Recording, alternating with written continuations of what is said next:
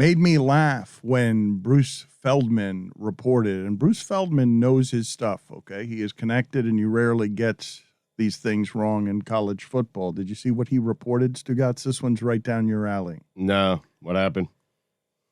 Jim Harbaugh. Harbs. Tempted by the NFL. Tempted. Agent doing work for Jim Harbaugh. Yeah. I think Jim Harbaugh just maxed out at Michigan. He saw what he could do against Georgia, and it's only going to get worse. And that wasn't Alabama, right? No. It would be reckless for me to say what's happening on Oklahoma message boards right now with regards to Texas A&M and how they're getting the #1 recruiting class in the country. It's crazy. Well, let's talk about this. You and Mike were talking about this yesterday, and you were fascinated by it. And I think it's more interesting than the Harbaugh story, which is Harbaugh trying to get as much as he can. He got as much as he can out of Michigan, and the last 5 years before that were probably pretty damn miserable for Jim Harbaugh, even at his alma mater. So this is him at max value since going there, right? The new coach stuff wore off very quickly with Jim Harbaugh. You've been killing him for years. Well, he hasn't been good. I mean, he was signed there to win last year. He was good last year. He won the conference. He got blown out by Georgia. He made a Final Four. He was supposed to do that just about every year. He did it once. He had a successful season, Stugotz, by any measure that isn't Alabama's. No, I understand that. And I think he's a good coach. Dan, I was headed down a path where I think we've talked about what's the difference between being a college coach, a pro coach. They pay the same. I wouldn't want to be a college coach right now. I mean, it's you have no control. I can't. And listen, I know that's uncomfortable. I would push back. Kidding? You have all the control in the world. Are you kidding? You have money. I understand that, but you have kids who are going to commit to you, and then maybe they don't like it there, and they're leaving, and some other kids coming in, and it's just hard to keep continuity. You got to be a different personality type. You have to be, and I think Harbaugh just wants to know who's going to be there every single year, and he knows he cannot beat Georgia. He knows he cannot beat Alabama. And once every 6 years, he'll beat Ohio State. Yeah. So why not go back to the NFL and coach the Chicago Bears? I mean, Harbaugh seemed like he was from a bygone era when he was in the NFL. And then when he went to college, man, the sheen wore off real quick. And now it worked out for him. But I think most people are like, what's this guy's deal? He kind of seems a little loony. And I don't think him and his big, tall glasses of milk, I don't think he's cut out for where college football is going next. We saw guys like Dan Mullen do the same thing last year. Hey, if there's NFL interest, I'd be interested in leaving. Joe Brady, who's a young hotshot, has no interest. You got to be cut from a different cloth to be in college football, considering where it's headed right now. I know a lot of people love the stardom of the coaches and stuff, but I think this other story that you guys are talking about is more interesting. And talk about the parts of it that aren't message boardy reckless, because it is worth exploring. The audience should take inventory of how quickly this entire landscape is changing. It's not a bad job. These CEOs can get in there and get more money than ever, Stugotz, than ever. It's just a more professional job than it has ever been. Right. What's going on message boards isn't exactly revelatory. This is how NIL works. Coaches tell the boosters who you want. The boosters make an LLC. That LLC signs a kid. And what they're figuring out is we got to sign these kids some multi-year deals because they can just take our money and enter the transfer portal the very next year. I think what happened with Caleb Williams is fascinating. And Tyler Van Dyke, if you're listening, I love you. Please step away from the speaker right now. I think every elite quarterback in the nation that still has eligibility should enter the transfer portal, even if they're not considering really leaving. Because by NCAA rules, even though this gets broken all the time, it's the only way you're allowed to talk to other schools and use leverage as an athlete. And we're seeing this with Caleb Williams. I thought how quickly that story developed in the mainstream media was fascinating. Because as soon as Lincoln Riley left USC, all the conjecture was that Caleb Williams was going to enter into the transfer portal and go to USC. This one's interesting, right? Because now you're going to be able to get coach quarterback packages, Stugotz. Like if you want to fix your program quickly, You don't have to settle for just getting Brian Kelly. You might be able to get Lane Kiffin and Arch Manning, like if that's how you want to play this game. It's so interesting because Caleb Williams, the highest graded true freshman quarterback in the country, he's a free agent. Yeah. You have free agents in college football. You have a great quarterback who just said, hey, I'm going to be a free agent now. So he puts out his statement, which was very classy, and him trying to explain to Sooner Nation that, hey, I'm just exploring my options. I'm not even committing to leaving right now. This is the only way that I can talk to other schools. Oklahoma puts out a statement that's lengthy right after that, invoking NIL. So the schools themselves, depending on which state they're located in, can say, hey, we'll use NIL. Basically, we'll pay you what you want in a public statement. It's wild. And then, just hours later, which leads you to believe all this was in the works for weeks, Dylan Gabriel, a hotshot quarterback from UCF who got hurt last year and had already announced he was going to UCLA, who was slated to take classes that very day at UCLA, announces, I'm going to Oklahoma. Well, I guess the Caleb Williams to Oklahoma stuff is dead. Why is he going to Oklahoma? His offensive coordinator at UCF went to Ole Miss. He's now at Oklahoma. And like Dan talked about, you get the coach-quarterback combo. So now you have Caleb Williams out there, hottest commodity in the transfer portal. Will he go to USC or will he go to Georgia? And that's a fascinating one because Georgia's doing this with Stetson Bennett, who doesn't really have pro prospects, who I believe, because he played in that pandemic year, still can come back. He has 1 year left, Mike. So he can come back. With Stetson Bennett, who doesn't really have pro prospects, who's probably going to run some sort of brokerage firm when he's all said and done. Daddy's hedge fund. Yeah. So, like, he would probably come back, and Caleb Williams probably wants to play right away, right? But does Kirby Smart eschew his national title winning quarterback? You'd rather have Caleb Williams. You would. Yes. You absolutely would. And all these kids are using their leverage at the absolute right time, which is why I don't want Tyler Van Dyke to listen to any of this.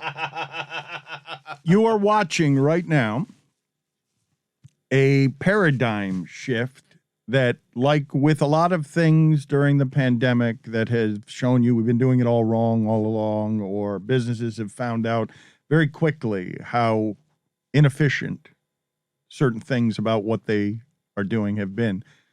You've seen the entire construct of college sports that was vigorously defended by all these commissioners and all these power brokers and all these bowl games. You've seen the whole thing collapse at your feet in a way that's going to make the power brokers really uncomfortable because many of these coaches are control freaks. And to Stugotz's point about how the job has gotten worse, it'll pay you more.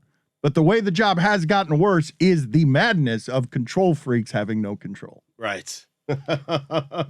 And the control is now with the kids, and it's with which school can put together the best alumni base that is willing to throw in money to go and make a ridiculous offer to a kid like Caleb Williams. And it will be interesting to watch, right? Because the veneer, the mythology of amateurism has carried this sport for a long time and sold you a bit of a fraud, which is the top 20 this year, especially, Stugotz. I told you, 50 ranked teams lost to unranked teams this year. Underdogs won 27% of the games. There was some parity. Forgive me for the sound that you keep hearing on the microphone. It's me moving a mask up and down. So forgive me if that audio is irritating to you. I've been doing it for a couple of days. I don't have to do it as much today because Cody's not here. And the coughing and all the stuff here is something that has made me screw up the audio with the mask. But you have seen the paradigm shift, Stugotz, in a way that's going to be so jarring to so many people. And I do wonder about the long-term effects of professionalizing this, because once I've made it, hey, this is just professional minor league sports, and I'm just saying, hey, there are 15 businesses that are most interested in winning. And now your top 20 isn't going to be what it's been, which is there are really only 15 teams that have any kind of reasonable chance and are really trying the way that Miami is now trying. Mm-hmm. How many people are going to get into that game? And I just wonder, I don't have the answer for it. I'm not saying this is going to ruin college football, but if you take away the rah, rah, rah, the sis boom ba, the marching bands, the college spirit, and you just make it, wait a minute, what do you mean the quarterback I wanted to invest in for 4 years? It makes me think of Ken Dorsey, who wasn't going to be a pro, but takes me back to a other time. I could just go get one of these teams that's not competing, that's not interested in paying a quarterback $3 million which is, I mean, Skipper and Sampson told you we are going to see the day soon where a quarterback in college is making $3 million.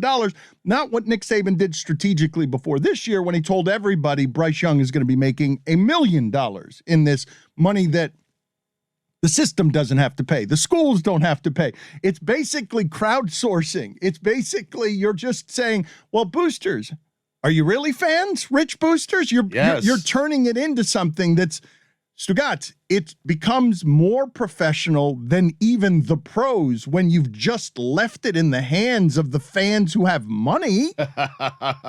The alumni. I guess it doesn't have to be alumni. It could just be fans.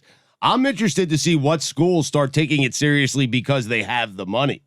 Like Northwestern is a school in the Big Ten, right?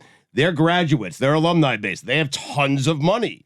That school could put together a lot of money if they wanted to be really good at football and get in the game very, very easily. You've rarely seen it as overtly as you've seen it right here in Miami. Miami decided from one day to the next, yes, we're getting in this game. Yep, we're in. Yeah. There aren't a lot of other schools that you've seen do it that way where you're like, whoa, okay, they are now going to value a CEO coach as somebody who can make $8 or $10 million a year. That happened from one day to the next, it felt like. Yeah. And I wonder, I really do wonder. I don't have the answer to this question. I don't know if anyone in the audience feels like they have the answer to this question.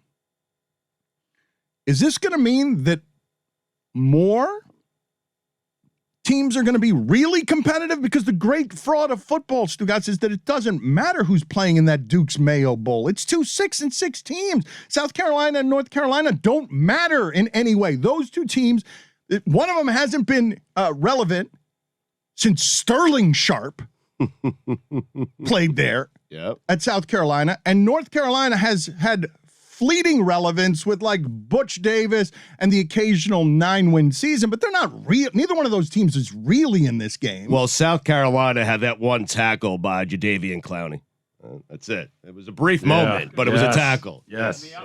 Yeah. You're making a tackle an era. You're making a jumping over. I mean, it was that good a tackle. It was the height of that. It was the height of that program. Don't forget, Stephen Garcia beat Alabama one of the 17 years he was in college. Who most represents that for you? Guy who's because Kenny Pickett, Nebraska, Martinez. They've had a Martinez one at Martinez. I thought for it was 2 decades. I thought it was a family of Martinezes. So I think it's technically been 3 different Martinezes, but there's been a Martinez playing quarterback since the year 2003 at Nebraska. I think one of them just transferred. Yeah, inside the Big 12, I believe. This is crazy. They're not in the Big 12. No, I know that Nebraska is in the Big 10. I'm saying he transferred into the Big 12. I think he's at K-State. Thank you, Whitty. I wanted to protect myself and throw a larger blanket. God damn it, you are the fun police. You said within. Yeah, he did. I'm sorry. You were right, Chris. You were right. Yeah, well, he is within the Big 12. Okay, but that would describe internal movement. Well, they used to be in the Big 12. He cuffed you. I know that they're in the Big 10. You better not talk back to the police. Exactly right. Just trying to help. Book him, Read him his rights. You misspoke, and we put the cuffs on. I mean, Jessica is quick to unleash the police force. Her military arm comes for Whitty a little bit stronger. I feel like Whitty is in a place where he is beleaguered whenever he's right because he likes to be right. He likes to be well, actually, guy. He took a victory like on sundials in the break. It was the strangest thing. What about him? I mean, he did. Well, the sundial conversation was Jessica acting or saying that she had some profound sundial knowledge of how You can say acting. sundials work. And then Whitty, like a good interrogator in a police department, kept finding holes in her story until she had to admit that she did not know on a cloudy day if a sundial measured the same way. There were follow-ups he was pressing. And then what he did was the equivalent of reading the Miranda rights. He took the victory lap on when she said, I don't know. He's like, checkmate. And then he just incarcerated her. Why do you care so much? Like, why can't you just let it go and let Jess feel like she knows? Right, exactly. It was a pleasant conversation about sundials that turned into an interrogation unnecessarily. I'm very often made to feel like a boob. And so I just want to make sure that I'm not a boob. You're so cute, man.